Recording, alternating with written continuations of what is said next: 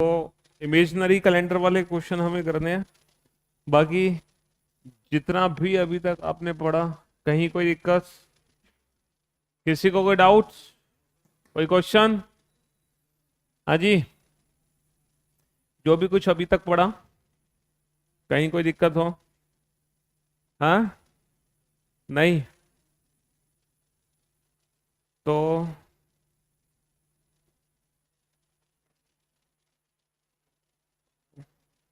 चलिए साहब। तो ये क्वेश्चन है जो कि इमेजिनरी कैलेंडर पर आधारित है। थोड़े से डिफरेंट क्वेश्चन है, सॉल्व करो। अगर कोई दिन 24 की बजाय 30 घंटे का हो, मतलब एक दिन में कितने घंटे? 30। और एक सप्ताह 7 की बजाय 12 दिनों का हो। ओके, एक सप्ताह में 12 दिन है और एक दिन में 30 घंटे हैं। लेकिन लेकिन एक वर्ष में अभी भी समान घंटे हैं, तो एक साल में कितने सप्ताह होंगे? एक वर्ष में अभी भी समान घंटे हैं, बताओ क्या समझ आ रहा है?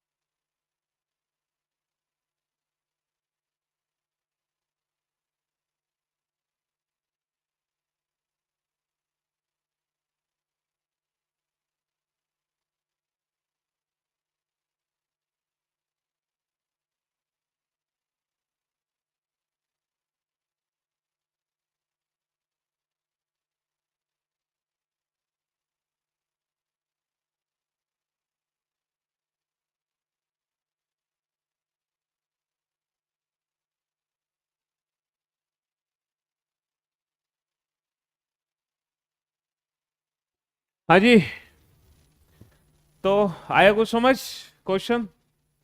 एक साल में अभी भी इतने ही घंटे हैं। अच्छा, एक साल में कितने घंटे होते हैं? एक साल में 365 तो दिन होते हैं एक साल में। और एक दिन में कितने घंटे? 24 घंटे। तो पूरे एक साल में कितने घंटे हैं? 365 गुणा 24 घंटे। ठीक है। अगर मैं आपसे कहूं कि मेरे पास 10 घंटे हैं और जो एक वीक है मेरा, वो एक वीक मेरा 2 घंटे का है। टोटल कितने घंटे हैं? 10। एक वीक में कितने घंटे हैं? 2। तो टोटल कितने वीक्स हो गए? कितने वीक्स हो गए? 5। अगर एक वीक में 4 घंटे हैं, तब टोटल वीक्स कितने हो गए? कितने हो गए? 10/4, 2.5। तो बस यही काम यहां करना है कि हमें टोटल घंटे पता चल चुके हैं साल के, कि साल में टोटल इतने घंटे हैं। साल में टोटल इतने घंटे हैं। अब इसको डिवाइड कर दो किससे, कि एक सप्ताह कितने घंटे का है। जब हमें ये पता चलेगा एक सप्ताह में इतने घंटे, उससे भाग कर देंगे तो टोटल नंबर ऑफ वीक्स निकल के आ जाएंगे। भाई ये पूरे साल के घंटे हो गए। हम एक सप्ताह के घंटे, जैसे मान लो घंटे हैं 10 और एक सप्ताह में कितने घंटे हैं? 2। तो टोटल वीक कितने बन पा रहे हैं? 10/2 कर रहे हो ना। तो ये टोटल आर से हमारे पास कुल घंटे हैं ये। और एक वीक में कितने घंटे हैं ये बताओ? एक वीक में अभी कितने घंटे हैं? हाँ जी, एक वीक में कितने घंटे हैं? 12 दिनों का है सप्ताह। कितने दिनों का है? 12 दिनों का। और एक दिन में कितने घंटे हैं? 30 घंटे हैं। तो एक वीक में इतने घंटे हैं, 12 गुणा 30। भाई एक वीक में कितने घंटे हो गए टोटल? एक वीक में 12 डेज हैं। इसको आवर्स में बदलना है तो 12 इंटू, और एक दिन में दे रखा है हमें, एक दिन में दे रखे हैं 30 घंटे। ये क्वेश्चन में गिवन है। तो टोटल कितने आवर्स हो गए? 12 इंटू 30 आवर्स। तो एक वीक में हो गए हमारे पास इतने आवर्स, और टोटल आवर्स कितने, 365 गुणा 24। तो कुल घंटों को एक वीक के घंटों से डिवाइड कर देंगे तो टोटल नंबर ऑफ वीक्स नहीं निकल के आ जाएंगे? कितने आगे निकल के ये? हाँ जी, 24.3। तो 24.3 हो गए। आया क्वेश्चन समझ के नहीं?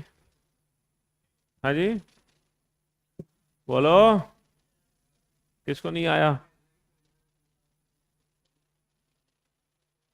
उसने क्या कहा, एक साल में अभी भी उतने ही घंटे हैं जितने पहले थे। लिखा तो है, एक वर्ष में अभी भी समान घंटे हैं। एक वर्ष में अभी भी उतने ही घंटे जितने की पहले थे एक वर्ष में घंटे। तो पहले एक वर्ष में कितने घंटे थे, 365 गुणा 24। अभी भी इतने ही घंटे हैं एक वर्ष में, तो ये एक वर्ष के टोटल घंटे आ गए निकल के, और ये एक वीक के घंटे आ गए अब के हिसाब से। क्या चीज? फिर तो क्वेश्चन ही नहीं बना पाते। फिर कैसे बनाते क्वेश्चन बताओ? फिर तो क्वेश्चन ही नहीं बनता ना। तो ये एक साल के टोटल घंटे हैं, ये एक हफ्ते के घंटे हैं, तो टोटल वीक्स कितने बनेंगे, इससे भाग कर दिए 24.3।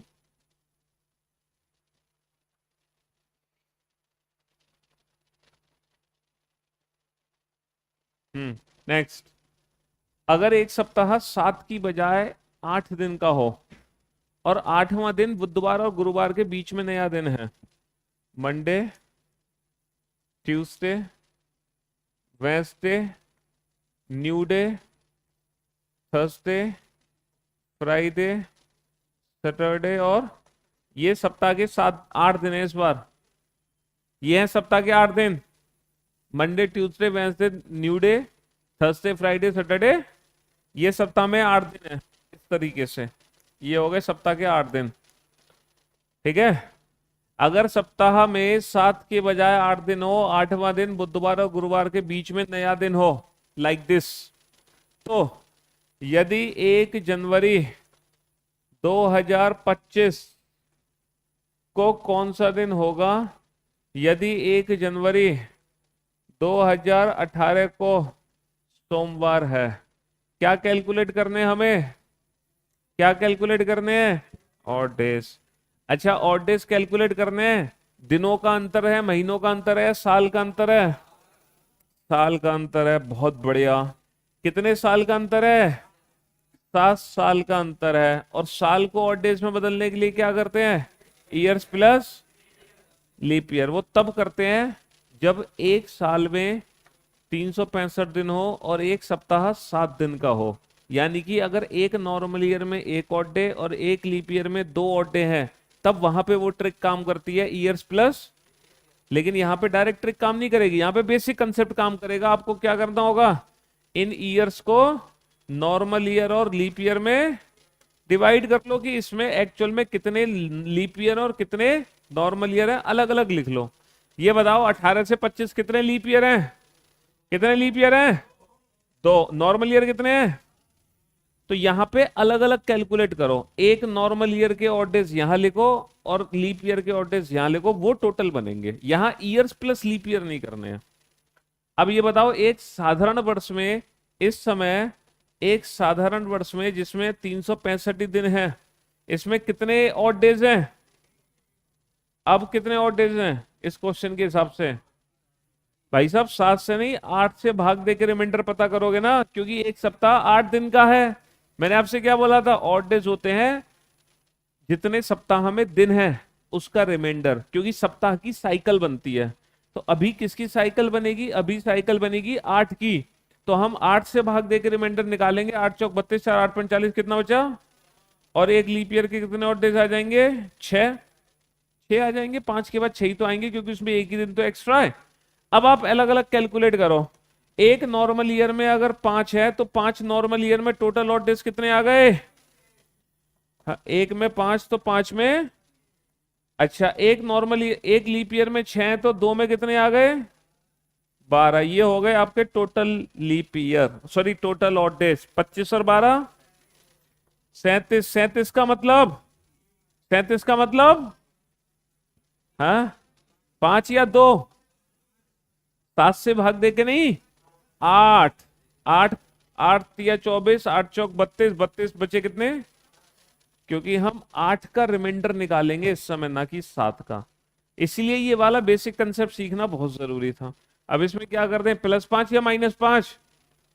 कैलेंडर में 18 से 25, तो Monday +5, Monday +1, Tuesday Tuesday +1, Wednesday +1, new day होगा, new day +1, Thursday Thursday +1, Friday, like this. कर लो नोट। तो ये है इमेजिनरी कैलेंडर। अगर सप्ताह 7 की बजाय 8 दिन का हो तो हमें बिल्कुल बेसिक मेथड फॉलो करना पड़ेगा ऑड डेज के लिए। भाई टोटल लीप ईयर अलग कर दो, नॉर्मल ईयर अलग कर दो, छांट के लीप ईयर के ऑड डेज अलग लिख दो, नॉर्मल ईयर के अलग लिख दो, टोटल ऑड डेज आ गए हमारे। अगर सप्ताह 10 दिन का होता तो फिर हम 10 का रिमाइंडर निकालते यहाँ पे, 5 और, तो भी 5 और 6 ही आता 10 का रिमाइंडर।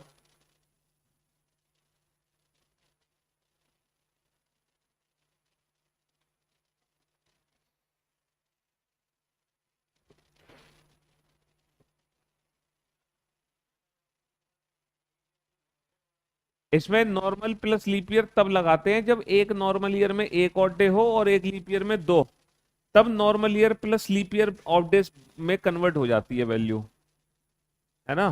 यहां नहीं होती, क्योंकि वहां पे लीप ईयर डबल ही तो हो रहे होते हैं। तो हम क्या करते हैं, इसी में लीप ईयर को दोबारा जोड़ने से लीप ईयर को 2 बार जोड़ दिया हमने, तो वो तभी काउंट करती है ट्रिक, तभी वैलिड है जब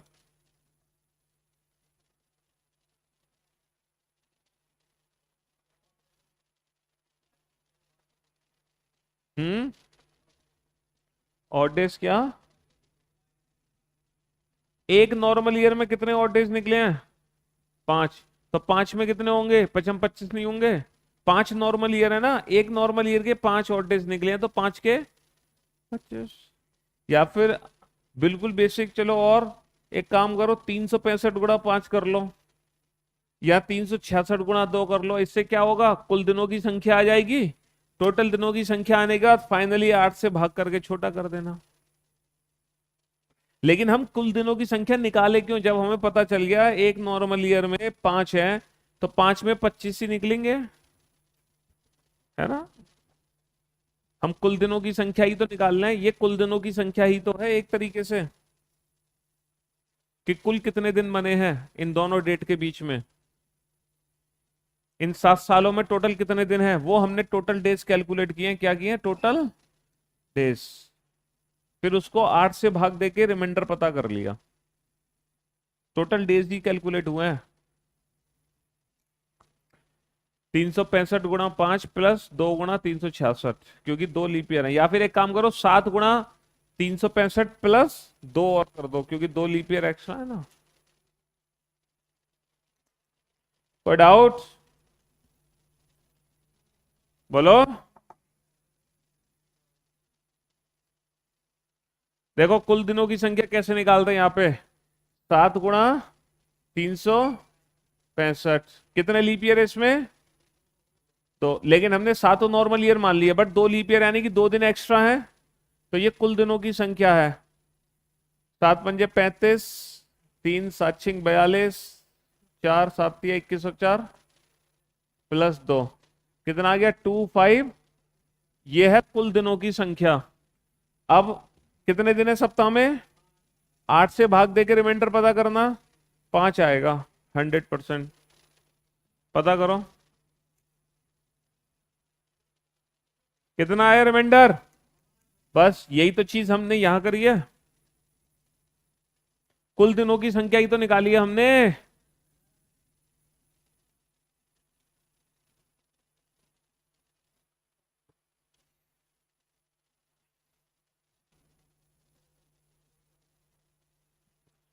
चलो नेक्स्ट।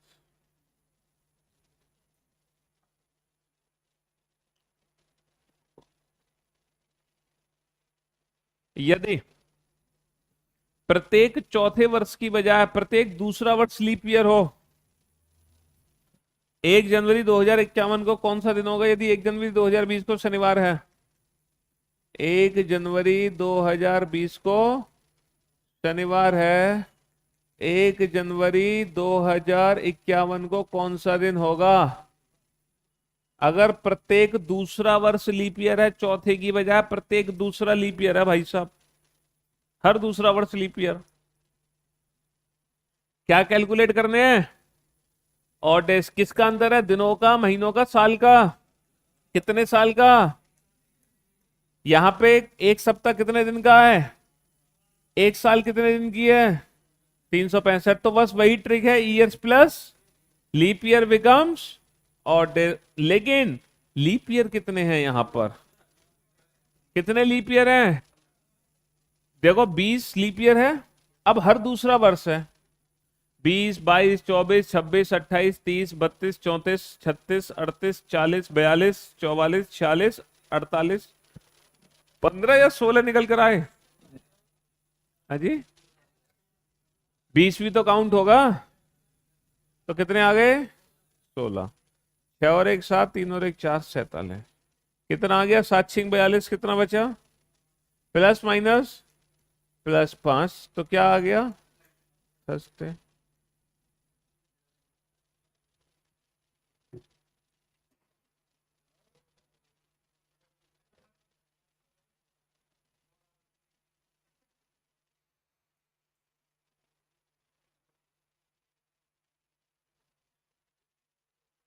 यस, कोई डाउट? ये तो बेसिक था, ईयर्स प्लस लीप ईयर। बस यहां पे लीप ईयर की वैल्यू बढ़ गई क्योंकि चौथे की जगह दूसरा वर्ष था लीप ईयर। कोई दिक्कत? नेक्स्ट, यदि सप्ताह में से रविवार को हटा दिया जाए, ये तो नाइंसाफी है। रविवार को हटा रहे हैं। एक सप्ताह में सोमवार से लेकर शनिवार तक केवल 6 दिन हो तो लीप वर्ष 19 दिसंबर को कौन सा दिन होगा यदि उसी वर्ष 1 फरवरी को सोमवार है? 1 फरवरी का दिन क्या है? सोमवार। कौन सा दिन पूछा है? 19 दिसंबर का दिन पूछा है। क्या कैलकुलेट करने? और डेज किसका अंतर है? दिनों का, महीनों का, साल का? इस बार जो और डेज निकालने किसके बीच में? अब महीनों के बीच में कुल दिनों की संख्या कैसे निकाली जाती है? फरवरी, मार्च, अप्रैल, मई, जून, जुलाई, अगस्त, सितंबर, अक्टूबर, नवंबर, दिसंबर। यहां पे जो पहला महीना है उसमें बचे हुए दिन, फरवरी में कितने दिन बचे हैं? 29 - 1। लीप ईयर है ना, 29 - 1 फरवरी। मार्च, मार्च, क्या मार्च में 3 रखें? एक काम करो, एक काम करो, पूरे दिनों की संख्या लिख लो। मार्च, अप्रैल, मई, जून, जुलाई, अगस्त, सितंबर, अक्टूबर, नवंबर, दिसंबर में दी हुई तारीख। अब वैल्यू को छोटा बाद में करो। अब छोटा हम किससे करेंगे? 7 से भाग देके। किससे? 6 से भाग देगी क्योंकि सप्ताह 7 की बजाय 6 दिन का है। तो 6 चौक 24 कितना बचा? 6 पंजे 30 कितना बचा? 6 पंजे 30। 1 0 1 1 0 1 0। 6 3 18 1। ये बन गए 4 और 1 5 और 1 6 और 1 7 और 1 8 और 1 9 और 1 10 का मतलब 4। Minus plus plus, Monday +4, Tuesday, Wednesday, Thursday, Friday, है ना भाई? कुल दिनों की संख्या निकालना है। हर चीज में टोटल डेज चाहिए, उसमें सप्ताह में जितने दिन हो उसी से भाग करके रिमाइंडर निकाल दो बस। हाँ, तो फरवरी में 28 दिन ही तो बचे ना रिमेनिंग डेज। भाई 1 फरवरी, फरवरी पार करने में कितने दिन चलेंगे? 28 ही तो चलेंगे। 29 तारीख की फरवरी है। हाँ जी, अगर ऑड डेज 0 होते तो हाँ हाँ, तो जीरो ही रहेगा, फिर क्या, कुछ नहीं करना। अगर यहाँ पे 29 फरवरी होती तो रिमेनिंग डेज 0 लिखते हम, उसको जोड़ते नहीं 0 को। अगर 29 फरवरी होती तो रिमेनिंग डेज कितने होते फरवरी में? 0। ठीक है।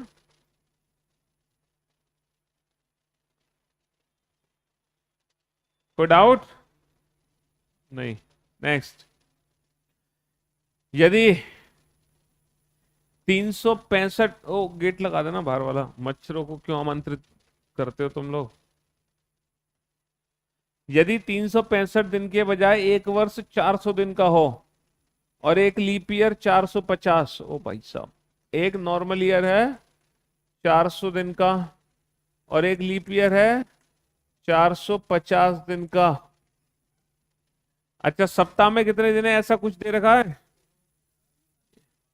एक सप्ताह में अभी भी। तो भैया 7 से भाग दे के रिमाइंडर पता करो कितना आएगा। 7 से भाग दे के 7 पंजे 35, कितना बचा? कितना बचा?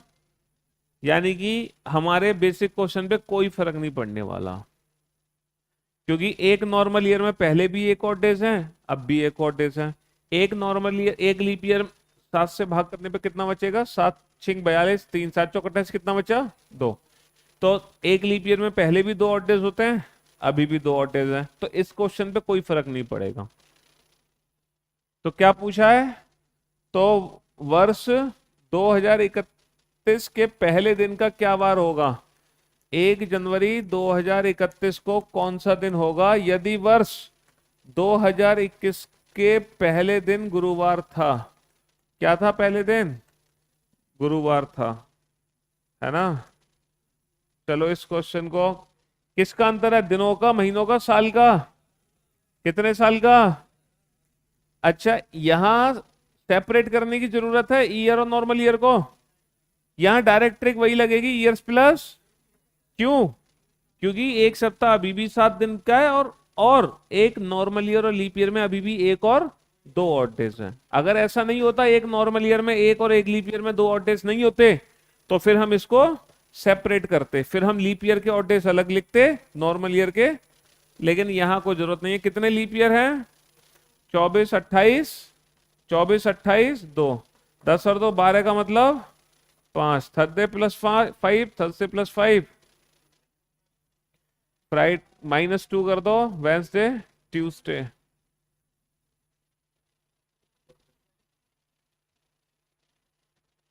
कोई दिक्कत?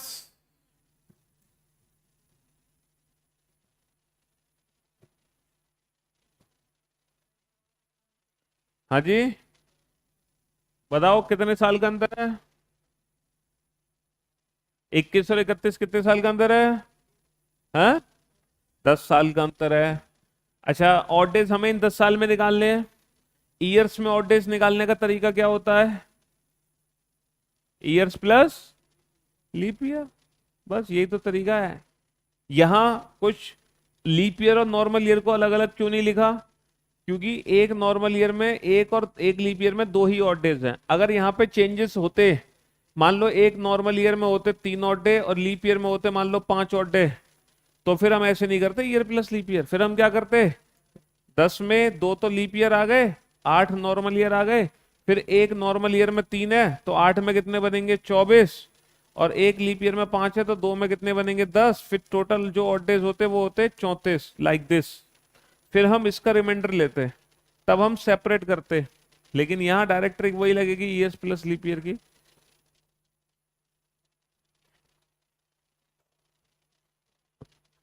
नेक्स्ट।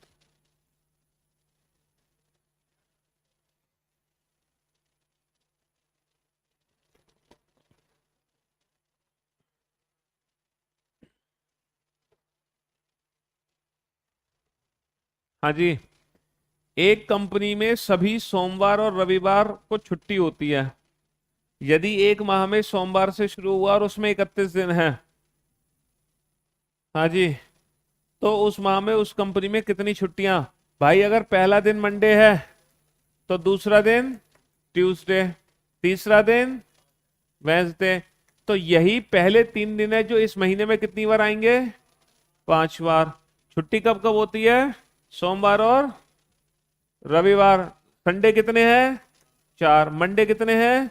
तो 5 तो मंडे छुट्टी मिल गई, 4 संडे छुट्टी मिल गई, टोटल कितनी छुट्टी मिल गई? 9 छुट्टी मिल गई, क्योंकि 31 तारीख के महीने में पहले 3 दिन 5 बार आएंगे। पहला दिन दे रखा है हमें मंडे, तो दूसरा ट्यूसडे, तीसरा वेडनेसडे, सिर्फ हफ्ता के सप्ताह के यही 3 दिन है जो 5 बार आएंगे, बाकी सारे दिन 4 बार आएंगे।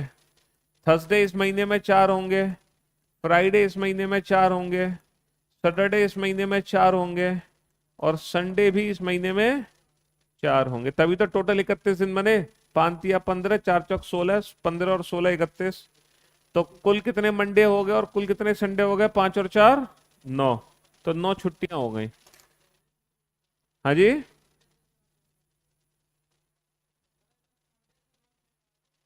कहां से स्टार्ट है बताओ, क्या लिखा हुआ है? एक कंपनी में सभी सोमवार और रविवार को छुट्टी होती है यदि एक माह सोमवार से शुरू हो रहा हो। यदि एक माह सोमवार से शुरू हो रहा हो। पहला दिन क्या है? If a month starts with Monday, Monday है पहला दिन। पहला दिन क्या है? मंडे। ये क्वेश्चन में दिया गया है कि पहला दिन मंडे है, हमने माना नहीं है। किसी 31 तारीख के महीने में पहला दिन क्या दे रखा है? मंडे। क्या डाउट है बताओ? हम्म। नेक्स्ट।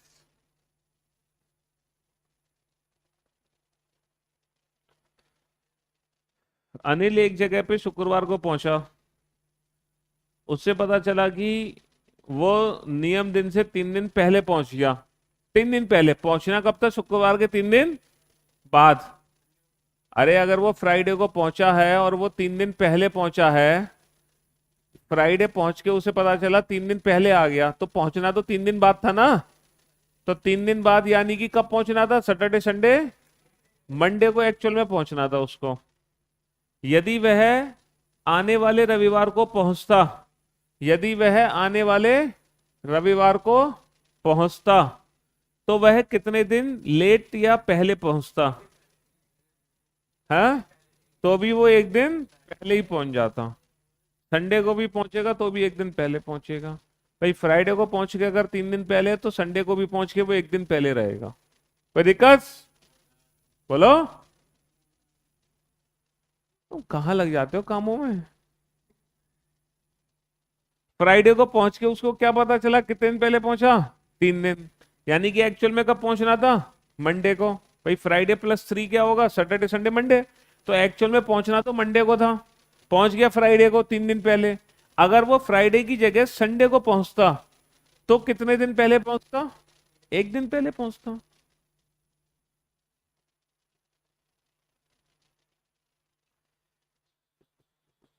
10 जुलाई के बाद 17 जुलाई से पहले, यानी कि 11, 12, 13, 14, 15, 16।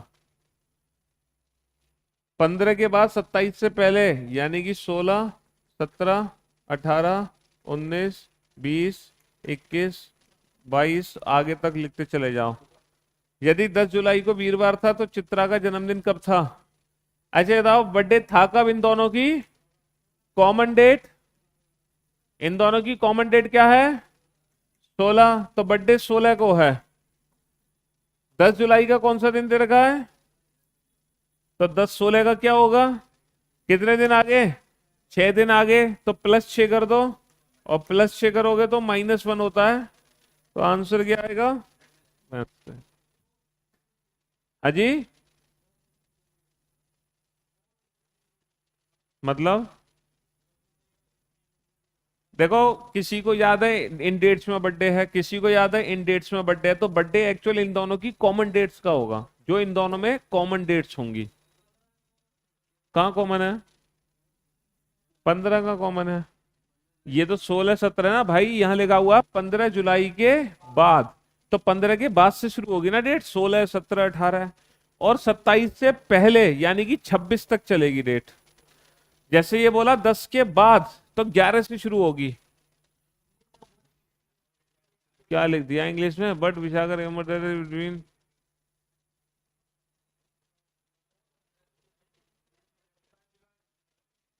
अच्छा इंग्लिश में कुछ और है क्वेश्चन। चलो इंग्लिश के हिसाब से आंसर देते हैं। Manushi remembers that the birthday of Chitra is after 10th but before 17। ठीक है, ये तो यही है, but Vishakha remembers that it is between 15 and okay 27 both inclusive, यानी कि यहाँ पे 15-16 दोनों कॉमन डेट आएंगी, 15-16 दोनों आ गई, ठीक है। If 10 was Thursday, if both of them remember correctly then which, तो 16 को वेंसडे तो 15 को क्या होगा, ट्यूसडे होगा। हाँ, तो इंग्लिश के हिसाब से थोड़ा सा गलत हो गया, बहुत एक्सक्लूसिव ही आएगा, यहाँ पे इंक्लूसिव नहीं आएगा, गलत है ये, ठीक है। एक्सक्लूसिव भी आएंगी, डेट्स दोनों आएंगी अलग, वरना आंसर मैच नहीं होगा, ठीक। इंग्लिश में गलत है।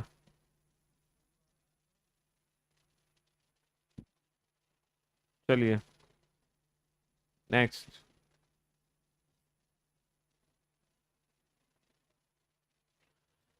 यदि किसी देश का राष्ट्रीय दिवस एक महीने के चौथे शनिवार को मनाया जाता है, तो उस जश्न की तारीख का पता लगाएं यदि उस महीने का पहला दिन मंगलवार हो।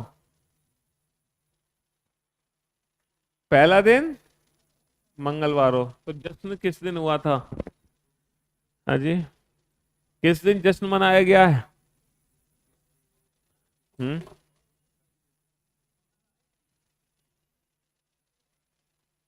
हाँ जी,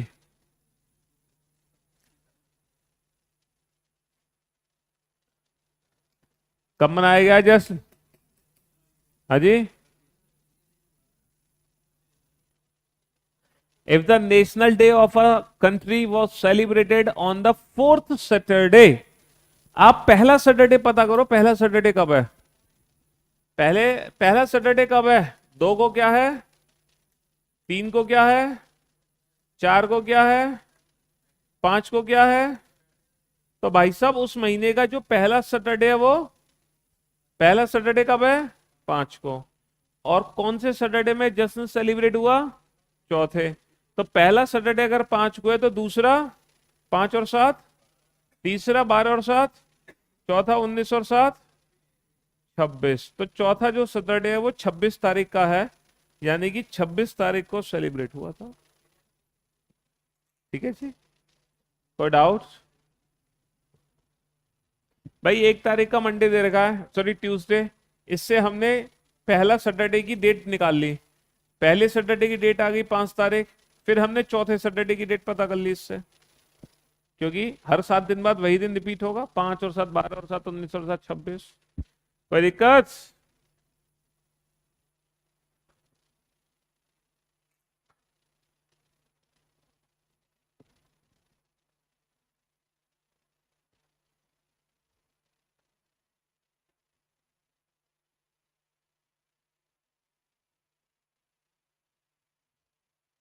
ये बिल्कुल ऐसे क्वेश्चन है, एकदम यूनिक, नए, डिफरेंट, ठीक है। इमेजिनरी कैलेंडर, एक काल्पनिक कैलेंडर पर आधारित, क्योंकि कैलेंडर चैप्टर तो कल ही खत्म हो गया था, ये एक्स्ट्रा क्वेश्चंस हैं जो आपको आज कराए जा रहे हैं। हम्म, ये क्वेश्चन आज तक किसी एग्जाम में नहीं पूछे गए।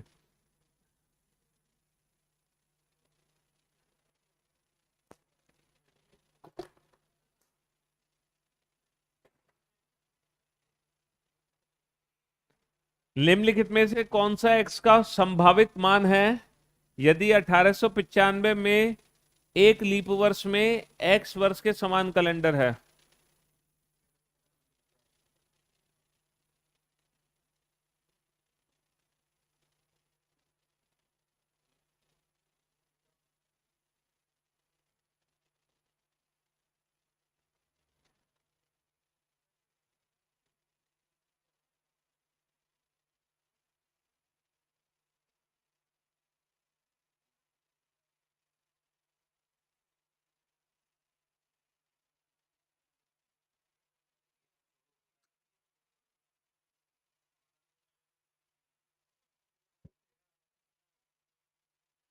यहां पर लीप वर्ड हटा दो, लीप का कंसेप्ट नहीं है।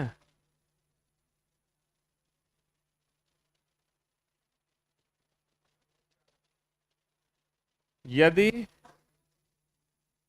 वर्ष 1895, एक्स वर्ष के समान। अब पढ़ो क्वेश्चन को, अब समझ आएगा क्वेश्चन। पढ़ना। अब आया समझ क्वेश्चन?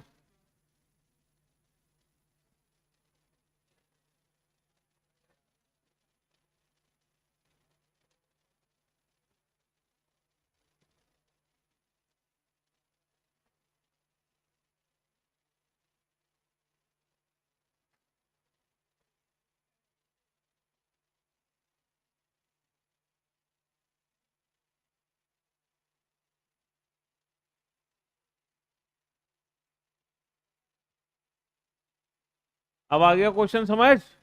क्या क्वेश्चन है? क्वेश्चन क्या है? अरे 1895 का कैलेंडर कब रिपीट होगा भाई? 1902 में। 95 और 1900 कितने वर्ष का अंतर? 5। लीप ईयर कितने हैं? लीप ईयर 5 साल का अंतर, और बीच में लीप ईयर कितने हैं? क्या ये वैल्यू 0 है? 1901 कितने साल का अंतर, बीच में लीप ईयर 6 और 1 7, 0। कैलेंडर सेम, बस खत्म। तो 1895 कब रिपीट होगा? 1901 में। पूरा पूरा कैलेंडर 1895 का।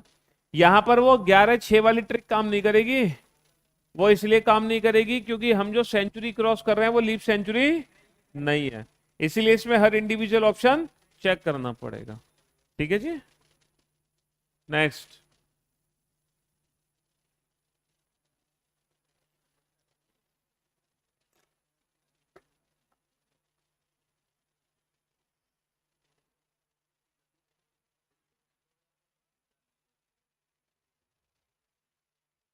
आज का काम है सिर्फ क्वेश्चन को पढ़ना और समझना।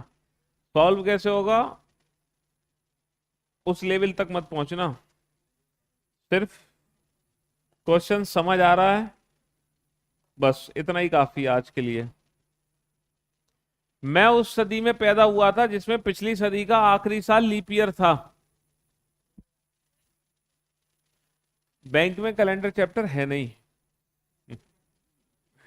मैं उस सदी में पैदा हुआ था जिसमें जिसमें पिछली सदी का आखिरी साल लीप ईयर था। मेरा जन्म सदी के पहले लीप वर्ष के बाद पहले वर्ष में हुआ है। इस लाइन से ही आंसर आ जाएगा ऑप्शंस के बाद। मेरा जन्म सेंचुरी के पहले लीप ईयर, जो भी सेंचुरी का पहला लीप ईयर है उसके तुरंत बाद वाले वर्ष में हुआ है। उसके तुरंत बाद वाले वर्ष में हुआ है। अब बताओ, बाकी कुछ मत पढ़ो, तो मेरे जन्म का वर्ष बताओ। कुछ पढ़ने की जरूरत नहीं है। इसका जो जन्म है वो सेंचुरी के पहले लीप ईयर के तुरंत बाद वाले वर्ष में हुआ है। इंडिविजुअल ऑप्शन क्या 1405, क्या 1400? अच्छा, और जो जन्म हुआ है, अच्छा सारे ही लीप ईयर हैं क्या? हाँ,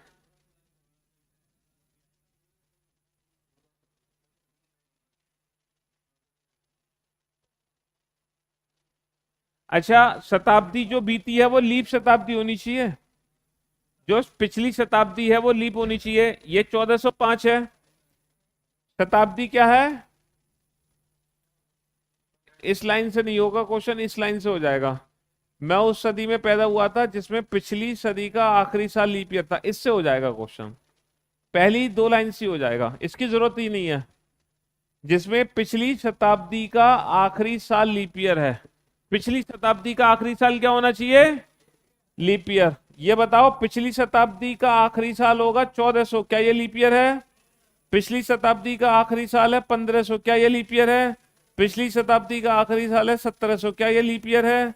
पिछली शताब्दी का आखिरी साल है 1600, क्या ये लीप ईयर है? बस यही है। और देखो 1604 है लीप ईयर, उसके तुरंत बाद वाले वर्ष में हुआ है 1605 में। लेकिन इस लाइन की जरूरत इसकी जरूरत नहीं है, टाइम वेस्ट कराने के लिए है। सिर्फ हम अगर इस चीज को समझ लेते हैं पहली दो लाइन को, उसी से ही हमारे क्वेश्चन का आंसर आ जाएगा, पहली दो लाइन से ही। दोबारा पढ़ लो पहली दो लाइन को। मैं उस सदी में पैदा हुआ था जिसमें पिछली सदी का आखिरी साल, पिछली सदी के आखिरी साल ये लिखे गए हैं इन डेट्स के हिसाब से। भाई इस डेट के हिसाब से पिछली सदी ये है, इसके हिसाब से ये, इसके हिसाब से ये, इसके हिसाब से ये। तो ऐसी कौन सी सेंचुरी है जो लीप सेंचुरी ईयर है? 1600। बस वो लीप होनी चाहिए थी। नेक्स्ट।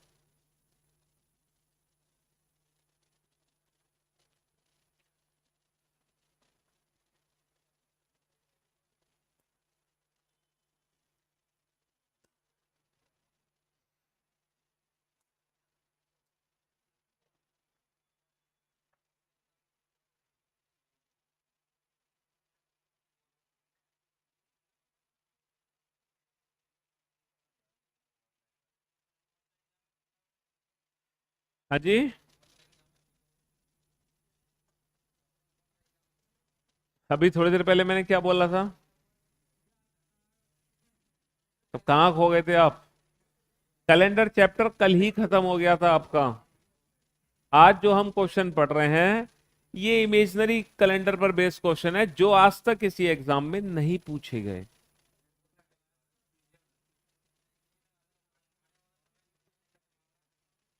आने वाले समय में पूछने की संभावना नहीं होती तो मैं ये क्यों करा रहा होता? टाइम पास थोड़ी कर रहा हूं मैं, हैं? मैंने बोला ना कि चैप्टर हमारा कल खत्म हो गया था कैलेंडर। जो एग्जाम पॉइंट ऑफ व्यू से अगर हम देखते हैं, पिछले 10-15 सालों के हिसाब से अगर हम चलते हैं, तो ये चैप्टर कल कल खत्म हो चुका। जितने क्वेश्चन आपने कल किए वो लास्ट थे। आज जो हम क्वेश्चन कर रहे हैं सारे क्वेश्चन इमेजनरी और थोड़े डिफरेंट टाइप के हैं। ये इमेजनरी नहीं है तो बिल्कुल अलग टाइप का क्वेश्चन है। ऐसे डिफरेंट टाइप के क्वेश्चन कैलेंडर में आज तक फिलहाल किसी एग्जाम में नहीं पूछे गए, ठीक है? लेकिन था क्वेश्चन कैलेंडर का ही, कुछ अलग तरीके के क्वेश्चन है। रीजनिंग मेंस में आई है इस साल, पहली बार रीजनिंग मेंस में आई है, ठीक है? अब आगे भी रीजनिंग आती रहेगी मेंस में, ठीक है? तो क्या पता कब अपना रीजनिंग रुख बदल दे, तो हमें हर चीज के लिए तैयार रहना चाहिए। तो बस वही है। अब ऐसा नहीं कि यहां पर कोई फॉर्मूला है, ये क्वेश्चन वो क्वेश्चन है, इन क्वेश्चन को क्यों कराया जा रहा है? रीजन ये है कि किसी भी कॉम्पिटिटिव एग्जाम में अगर कोई नया क्वेश्चन बनता है, हमेशा याद रखना वो कोई फॉर्मूला बेस्ड क्वेश्चन नहीं हो सकता। मैथ्स में अगर कोई नया क्वेश्चन पूछा जाएगा ना, कभी फॉर्मूला बेस्ड नहीं हो सकता। रीजनिंग में कोई नया क्वेश्चन होगा, कभी फॉर्मूला बेस्ड नहीं हो सकता, क्योंकि हमारा कॉम्पिटिटिव एग्जाम फॉर्मूला बेस्ड नहीं है। हमारा कॉम्पिटिटिव एग्जाम है, हमारी क्या टेस्ट करता है? हमारे मेंटल एबिलिटी को, हमारे मेंटल लेवल को, यानी कि हमारे आईक्यू, यानी कि हमने अगर जो चीजें कभी नहीं भी पढ़ी हैं, हमें बेसिक नॉलेज है, उसके आधार पर हम उस प्रॉब्लम को सॉल्व कर पा रहे हैं कि नहीं कर पा रहे। ऐसा नहीं कि सर ये तो फॉर्मूला तो पढ़ा नहीं है, ये कैसे कर लेंगे? तो कोई फॉर्मूला यूज नहीं होगा। बेसिक सीधी सी बात कहें, कॉमन सेंस। तो जितने भी नए क्वेश्चन हमें देखने को मिलते हैं एग्जाम में, वो हमारे कॉमन सेंस पर बेस्ड होते हैं। एग्जामिनर चेक कर रहा होता है कि हमारा कॉमन सेंस कितना है, हमारा आईक्यू कितना है, बस वही टेस्ट करने के लिए होता है। तो कोई फॉर्मूला बेस्ड नहीं है, इसमें कोई फॉर्मूला नहीं है। बताओ कौन से क्वेश्चन में आपने फॉर्मूला लगाया? इसमें कोई फॉर्मूला था? हाँ, क्या इसमें कोई फॉर्मूला है? किसी में कोई फॉर्मूला लगा रहे हैं? बताओ। बेसिक, इसमें बेसिक कंसेप्ट 7 दिन की साइकिल बन रही है, उसके हिसाब से और टेस्ट निकाले गए हैं। इसीलिए हमने कोई कोड वोड कुछ याद नहीं कराया। उसका कारण ये था कि अगर मैं कोड के हिसाब से कराता सॉल्व, तो 2-4 क्वेश्चन बना पाते, जहां कैलेंडर का क्वेश्चन घूमा अपने ट्रैक से वहीं फंस जाते। वहां थोड़ी कोड का कोई कंसेप्ट है। इसीलिए पूरा चैप्टर हमने बेसिक चीज फॉलो करी है जो है। अब इस क्वेश्चन को पढ़ो, क्या लिखा हुआ है कि यदि वर्ष 1900 समथिंग की पहली जनवरी और वर्ष 1900 समथिंग की पहली जनवरी का दिन क्या दे रखा है? एक ही दिन है, यहां भी संडे और यहां भी। यह भी दिया गया है कि 1900 पीक्यू से पहले किसी अन्य वर्ष की 1 जनवरी को दिन नहीं था, यानी कि पहली बार यह दिन रिपीट हुआ है, फर्स्ट टाइम। पहली बार 1 जनवरी 1900 का दिन रिपीट हुआ, ठीक है? तो हमें बताना है कि न्यूनतम संभव मान क्या होगा, P Q minus X Y, इन दोनों का डिफरेंस क्या होगा। तो इसमें अगर हम बेसिक कंसेप्ट को फॉलो करें तो आज का दिन क्या है, थर्सडे, है ना। आज 20 जुलाई 2023 को थर्सडे है। अगली बार 20 जुलाई 2023 को थर्सडे कब होगा, मतलब 20 जुलाई के इस वर्ष में। तो इसमें क्या कंसेप्ट, क्या ट्रिक यूज हो रही है, क्या कंसेप्ट है इसमें, रिपीटेशन ऑफ, कि ये वाली वर्ष दोबारा कब रिपीट होगी, पहली बार। भाई ये वाली वर्ष दोबारा पहली बार जब रिपीट होगी, ये वाली वर्ष पहली बार दोबारा जब रिपीट होगी तभी तो उस दिन सेम डे मिलेगा हमें, है ना। तो कोई भी जो वर्ष है मिनिमम कितने वर्ष में दोबारा रिपीट हो जाती है, मिनिमम कितने वर्ष में है। देखो नॉर्मल ईयर को लगते हैं 11 और 6 साल, लीप ईयर को रिपीट होने में लगते हैं पूरे 28 साल। अगर हम मिनिमम वर्ष में रिपीट करना चाह रहे हैं किसी पर्टिकुलर ईयर को, जैसे 1 जनवरी 2005 को फ्राइडे है, तो दोबारा से 1 जनवरी कब होगा, फ्राइडे 2005, लीप ईयर के तुरंत बाद है 2011 में होगा। यानी कि कितने साल का अंतर आएगा, यहां पे कितने साल का अंतर आ जाएगा, 6 साल का अंतर आ जाएगा। तो मिनिमम 6 ईयर्स बाद क्या होता है, कोई भी कैलेंडर रिपीट हो जाता है। मिनिमम कितने साल बाद, 6 साल बाद। इसीलिए इस क्वेश्चन का आंसर क्या होना चाहिए, क्या होना चाहिए, 6 आंसर होना चाहिए। लेकिन चाहने से कुछ, चाहने से नहीं होता कुछ। बस यहां पर अब बता दो इस क्वेश्चन में झोल क्या है। ये मैंने बता दिया 6 आंसर गलत है। एक और हिंट, आंसर है 5। हाँ जी, आंसर 5 है। अब बस ये बता दो कि 5 साल बाद कैसे रिपीट हो रही है ईयर, ईयर तो रिपीट 6 साल बाद होती है, 5 साल बाद कैसे रिपीट हो रही है, 5 साल बाद वो सेम जीरो और डेज कैसे निकल के आ रहा है 5 साल के डिफरेंस में।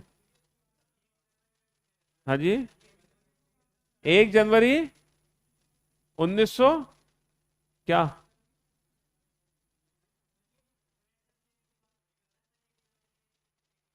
हाँ बिल्कुल सही, सही पहुंच रहे हो आप। पर्टिकुलर डे की बात कर रहा है, ये पूरे साल की बात नहीं कर रहा कि पूरा साल सेम हो, ये सिर्फ एक दिन की बात कर रहा है कि एक दिन सेम हो, बाकी सेम हो या ना हो हमें कोई लेना देना नहीं है। तो फिर आगे बढ़ो इसके आगे। हाँ जी, देखो अगर किसी भी दो नॉर्मल ईयर का कोई भी दिन सेम है, कोई भी दिन, तो वो डेफिनेटली पूरा पूरा कैलेंडर समान होगा ही। लेकिन ऐसा कब पॉसिबल नहीं है, जब 2 वर्ष का कोई पर्टिकुलर एक दिन समान है लेकिन पूरा कैलेंडर समान नहीं है। ऐसा तब पॉसिबल है जब एक लीप ईयर हो, एक लीप ईयर हो और एक नॉर्मल ईयर हो। मैंने कहा पूरी साल को रिपीट होने में 6, 11 और 28 साल लगते हैं।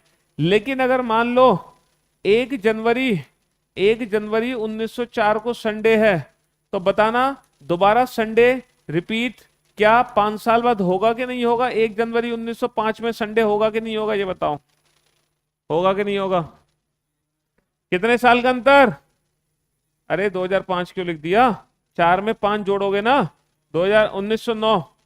हाँ जी, 1 जनवरी 1909 कितने साल का अंतर, प्लस लीप ईयर कितने, कितना। तो 1 जनवरी 1904 को भी संडे, 1 जनवरी 1909 को भी संडे।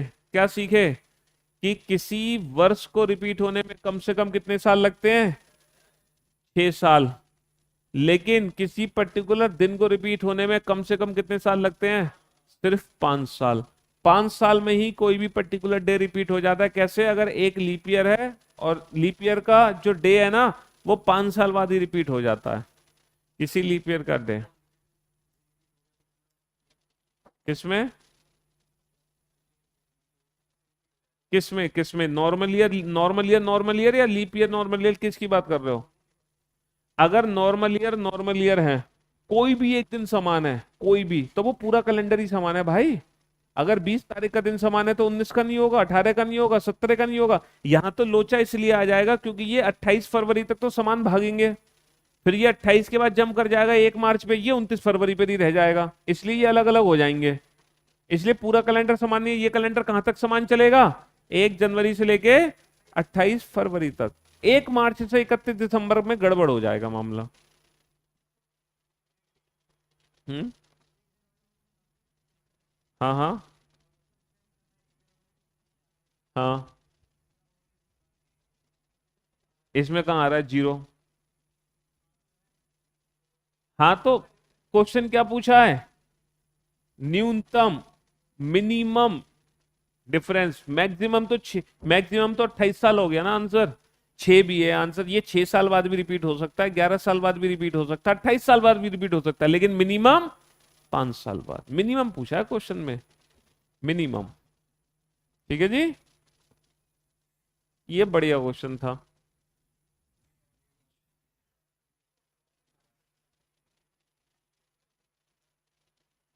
हाँ जी।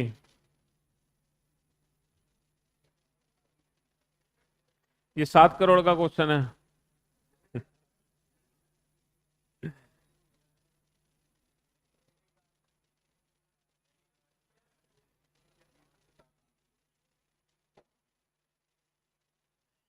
आइए हम दिनांक D D M M Y Y Y Y प्रारूप में व्यक्त करते हुए, जहां डी डी महीने के दिन,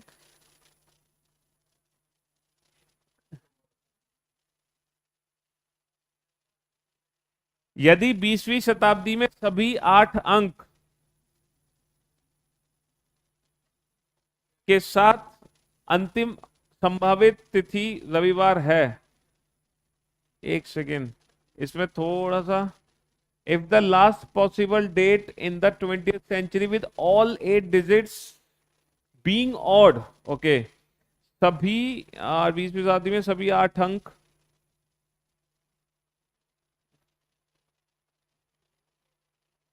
के साथ सभी 8 विषम अंक, सभी 8 विषम अंकों के साथ अंतिम संभावित डेट रविवार है, अंतिम संभावित तिथि रविवार है, तो सप्ताह का कौन सा दिन 21वीं शताब्दी के सभी 8, क्या है, सम अंकों वाली पहली तारीख होगी?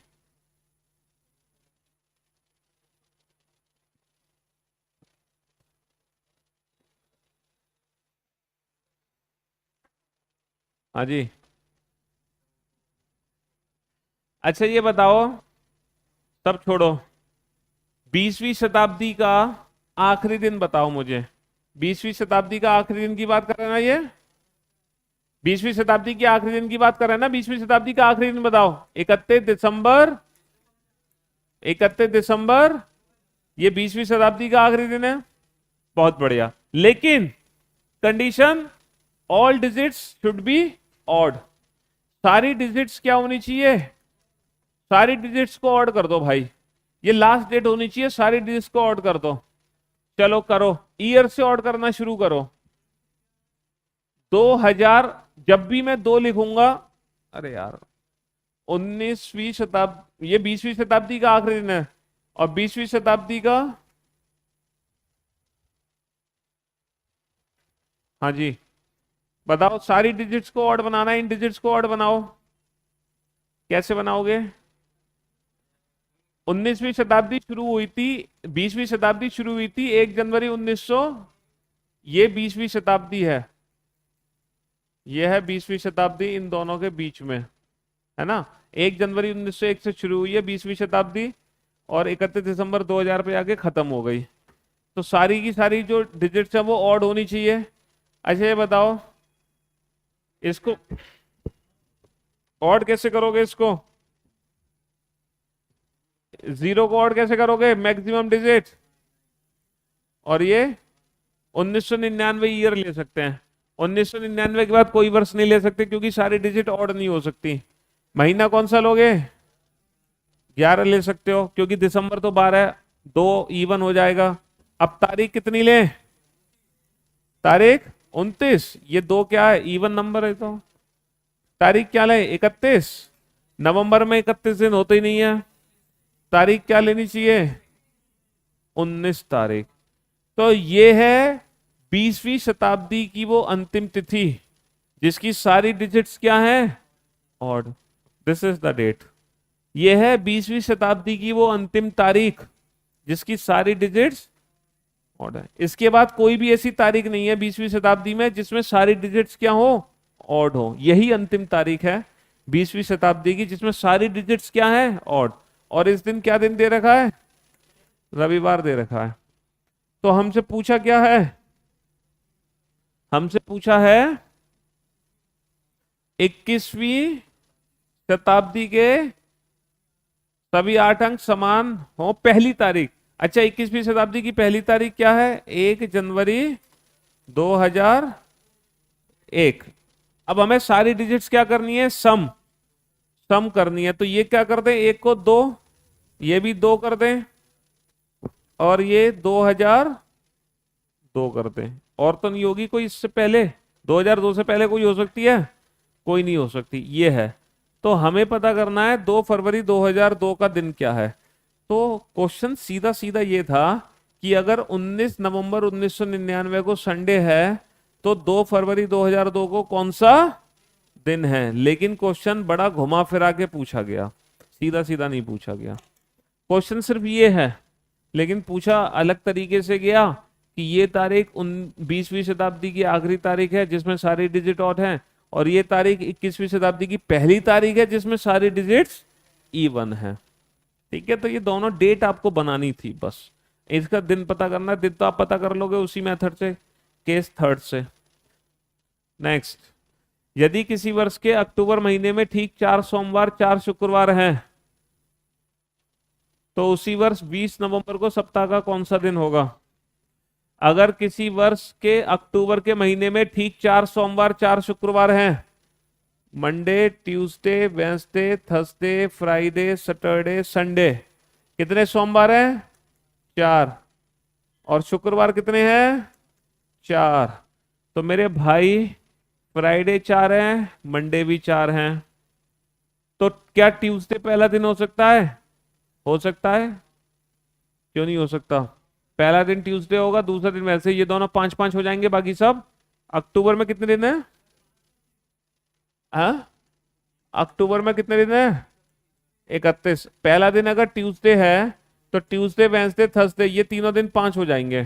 तो पहला दिन ट्यूसडे हो सकता है। क्या पहला दिन वेंसडे हो सकता है, वेंसडे, थर्सडे, फ्राइडे, फिर ये भी 5 होते हैं, ये पहला दिन नहीं हो सकता। पहला दिन थर्सडे हो सकता है, नहीं हो सकता क्योंकि थर्सडे, फ्राइडे, सैटरडे 5 हो जाएंगे। पहला दिन फ्राइडे हो सकता है, नहीं हो सकता क्योंकि ये 5 हो जाएगा। पहला दिन सैटरडे हो सकता है, सैटरडे, संडे, मंडे, फिर ये 5 हो जाएंगे, मंडे 5 है नहीं। पहला दिन संडे हो सकता है, संडे, मंडे, ट्यूसडे, ये 5 हो जाएंगे, मंडे 5 है नहीं। पहला दिन मंडे खुद हो सकता है, नहीं। तो हमें ये कंफर्म पता चल गया कि 100% 1 अक्टूबर का कौन सा दिन है, 100% 1 अक्टूबर का ट्यूसडे। तो हमसे क्या पूछा है, 20 नवंबर को कौन सा दिन होगा। तो फिर से वही बात, सीधा सीधा नहीं पूछा कि 1 अक्टूबर का ट्यूसडे तो 20 नवंबर का बताओ, घुमा के पूछा कि अगर अक्टूबर में 4 मंडे और 4 फ्राइडे हैं तो आप खुद पता करो कि पहले अक्टूबर का दिन क्या है ना। तो हमें पता चल गया पहले अक्टूबर का दिन क्या होगा, क्योंकि हमें पता है अक्टूबर में 3 ऐसे दिन हैं जो 5 बार आते हैं, वो पहले 3 दिन होते हैं। तो हमने एज्यूम कर करके देखा कि कौन सा पहला दिन बन सकता है, तो सिर्फ ट्यूसडे बन सकता है और कोई नहीं बन सकता। नेक्स्ट, 31 के एक महीने में ठीक 4 ग्रुप, देखो बिल्कुल वही क्वेश्चन है। तो पहला दिन ज्ञात करो, Monday, Tuesday, Wednesday, Thursday, Friday, Saturday, Sunday, कितने हैं, 4। थर्सडे 4, संडे, बताओ पहला दिन क्या है। हाँ जी, ट्यूसडे हो सकता है क्योंकि ये 5 हो जाएंगे, वेंसडे ये 5 हो जाएंगे, ये नहीं, सिर्फ और सिर्फ पहला दिन क्या हो सकता है, मंडे। इसके अलावा कोई नहीं हो सकता क्योंकि फिर मंडे, ट्यूसडे, वेंसडे 5 हो जाएंगे, इसके अलावा कोई दिन 5 नहीं हो सकते।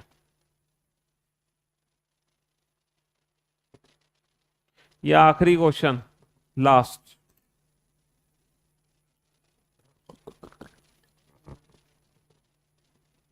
कल आप लोगों की क्लास ऑफ है, अब सीधा हम मुलाकात मंडे को करेंगे, सीधा मंडे को मुलाकात होगी। मंडे से शुरू करेंगे हम number system. Number series, missing number, analogy, classification, ये वाले नंबर वाले चैप्टर पढ़ लें, ये बहुत जरूरी है। ठीक है। हम्म। अभी तो नहीं है, अब वो पता किया था, कोई स्कोप नहीं है। तो ये भी टाइमिंग पे क्लास ऑफ करने की बात हो रही थी।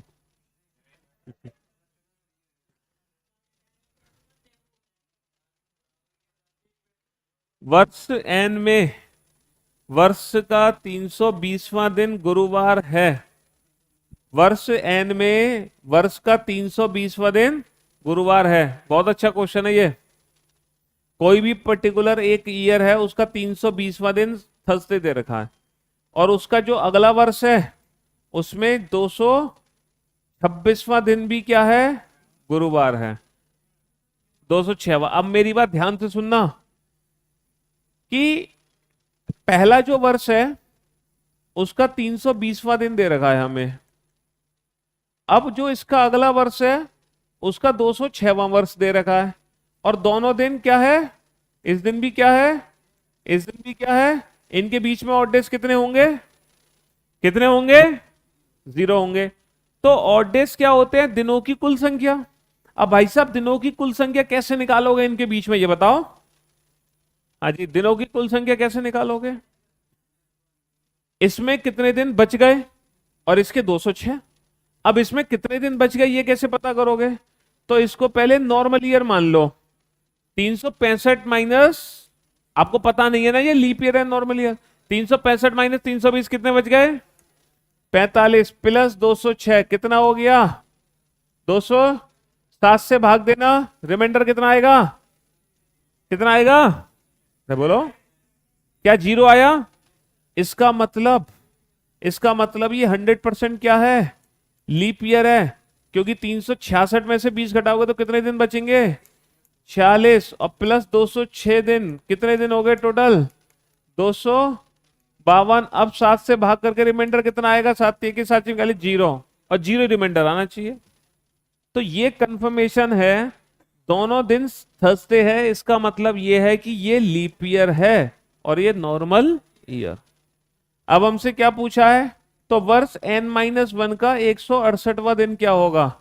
इससे पीछे n-1 का 168वां दिन, यानी कि इन दोनों के बीच में कंपैरिजन कर लो, 320 और इसके बीच में टोटल दिनों की संख्या निकाल लो। कैसे निकालोगे, इसमें बचे हुए दिन, कितने दिन बच गए इसमें। अब इसको 366 में से नहीं, क्योंकि लीप ईयर से पहले वाला दिन 365, 365 माइनस 168 कितना होगा, हाँ जी 197 दिन तो इसमें बच गए, प्लस इसमें दिए गए दिन 320, कितना आ गया ये।